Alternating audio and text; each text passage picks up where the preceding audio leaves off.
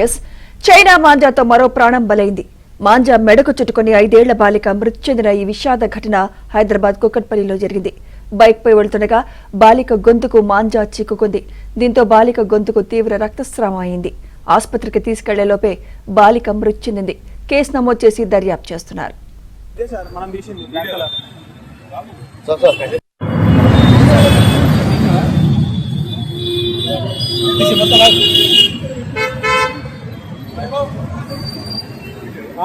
మనం తీసింది black colour.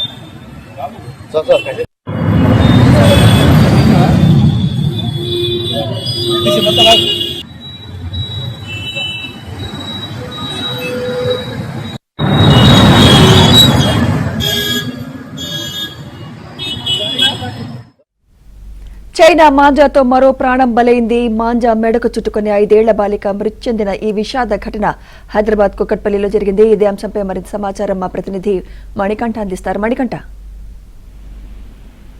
China manja మెడకు చుట్టుకుని 5 ఏళ్ల బాలిక మృతి చెందిన ఘటన హైదరాబాద్ లో కూకట్పల్లి వివేకానంద నగర్ వద్ద హైవేపై చోటు చేసుకుందని చెప్పుకోవచ్చు.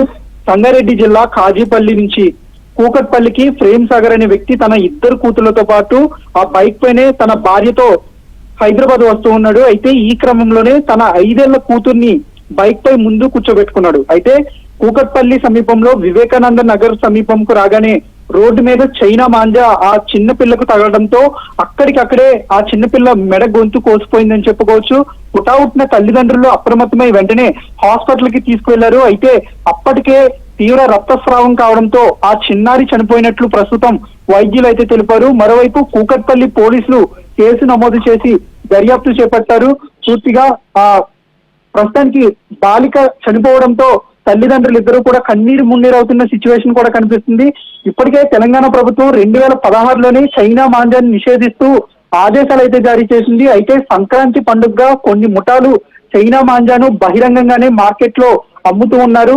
ఇది గాలిపటాలకు ఎగరేయడానికి ఉపయోగిస్తూ రోడ్డుకి అడ్డంగా పడివేయడంతో రోడ్డుపై ప్రయాణించే వాహనదారులు కావచ్చు, లేదంటే అటుగా ఆ వాహనదారులు రోడ్డు మీద ప్రయాణించే వాళ్ళకి తీవ్ర ఇబ్బందులు గురవుతున్నారు. ఒక్కోసారి మెడకు చుట్టుకుని ఆ మెడ కోసుకుపోయి చనిపోతున్న సిచ్యువేషన్ లో కూడా కనిపిస్తుంది. సంక్రాంతి సందర్భంగా హైదరాబాద్ నగర వ్యాప్తంగా 3 కమిషనరేట్ పరిధిలో కావచ్చు, అటు రాచకొండ కమిషనరేట్ పరిధి కావచ్చు, హైదరాబాద్ కమిషనరేట్ పరిధి, వీటితో పాటుగా సైబరాబాద్ 3 కమిషనరేట్ పరిధిలో భారీగా చైనా మాంజాను అమ్ముతున్న ముఠాలను అరెస్ట్ చేశారు. పెద్ద మొత్తంలో కోట్ల రూపాయలు విలువ చేసే చైనా మాంజాను పోలీసులు స్వాధీనం చేసుకున్నప్పటికీ భారీగా వీటికి డిమాండ్ ఉండడంతో వీటిని కొన్ని ముఠాలు గ్యాంగ్ గా ఏర్పడి రహస్యంగా అమ్ముతున్నట్లయితే పోలీసులు గుర్తించారు.